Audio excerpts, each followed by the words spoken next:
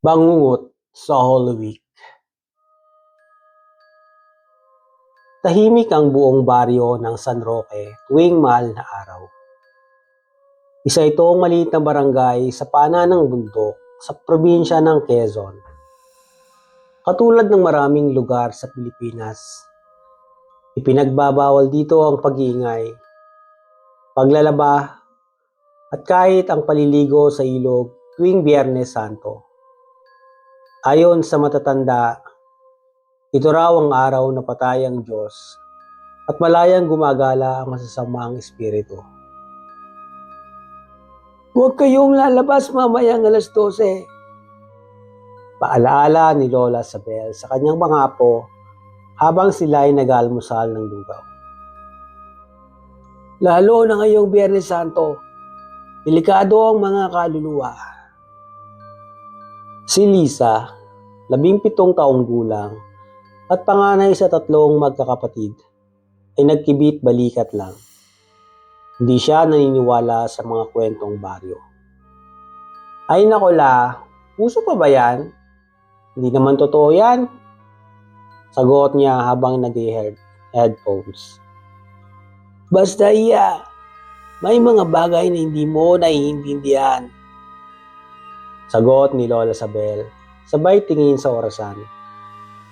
Mamaya ang hating gabi, magsasara ang langit. Gabi na nang matapos ang pasyon sa kapilya. Nakabalik na sa bahay sina Liza at ang kanyang mga kapatid. Sina Miko, 15, at Angel, 12. Habang natutulog sila, may kakaibang panaginip si Liza. Nasa gitna siya ng isang malawak na maisan. May dilim na hindi niya maipaliwanag. Sa gitna ng maisan, may isang matandang lalaking nakaitim. May daladalang baston. Nangingitim ang balat at kulay pula ang mata.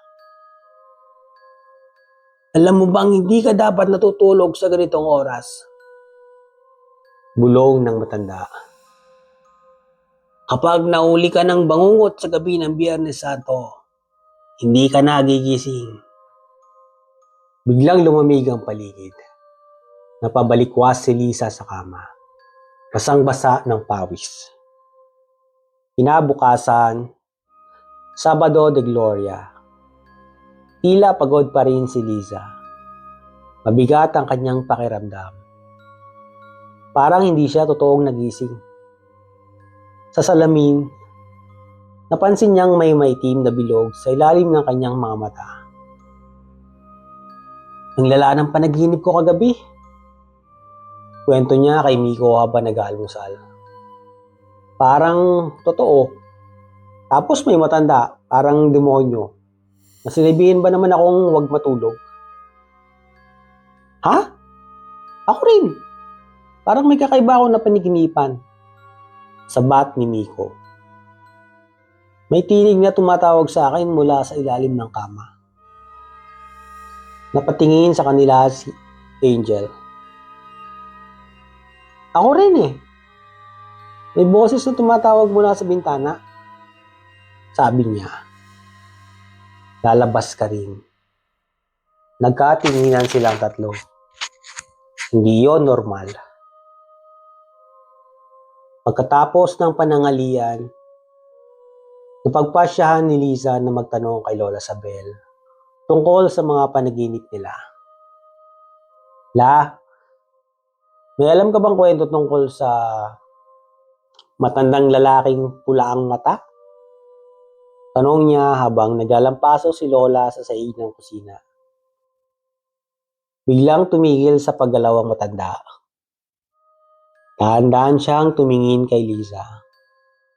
Tila may takot sa kanyang mga mata. Bakit mo yan naitanong? Bulong ni Lola Sabel. Kasi lahat kami, ako, si Miko at si Angel, napanaginipan siya. Tumango si Lola, napabuntong hininga. Dati niyang kwento sa baryo, ang tandang Hugo. Isa siyang ermitanyo na pinaniniwalaang may kakayahang pumasok sa panaginip ng mga tao. Pinarusahan daw siya noong mga praile dahil sa pangkukulam. Ikinulong sa kuweba sa may paanan ng bundok. Pero tuwing Semana Santa, lalo na sa Biyernes Santo, bumabalik siya. Bumabalik? Takang tanong ni Liza. Hindi bilang tao, kundi bilang bangungot. Habang lumalalim ang gabi, lalong bumibigat ang pakiramdam ni Liza. Parang may aninong nakamasid mula sa bawat sulok ng bahay. Hindi rin mapakali si Miko. Si Angel naman ay parang tulala. Siya ang tinatawag sa panaginip. Bulong ni Angel habang nakatitig sa kawalan. Gusto niya tayong isama? Kinabahan si Liza. Hindi ito normal. Nagdesisyon siyang magsaliksik. Binuksan niya ang mga lumang aparador ni Lola Sabel. At doon niya nakita ang isang antigong kwaderno na may pamagat. Ang aklat ng mga gising.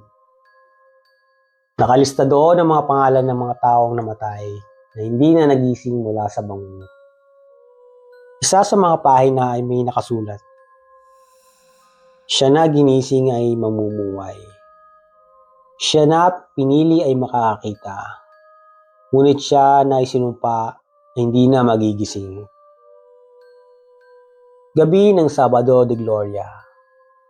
Mahimbing ang tulog ng lahat maliban kay Liza. Pinilit niya ang labanan ng antok pero hindi niya kinaya. Daan-daan siyang pumikit. Sa panaginip, muli siyang nasa maisan. Naroon si Tandang Hugo. Sa pagkakataong ito, hawak niya ang dalawang batang may takip ang mga mata. Sina Miko at Angel. Sumama ka na o sila ang mawawala. Ang bulong nito. Anong gusto mo? Sigaw ni Liza. Tulog, takot, kaluluwa. Nagising si Liza ng bigla. Pero hindi ito normal na paggising. Ang paligid ay kulay abo. Tahimik, parang walang buhay. Tinawag niya ang mga kapatid, pero hindi sumasagot. Lumabas siya ng kwarto. At natuklasang lahat ng tao sa bahay ay tila natutulog.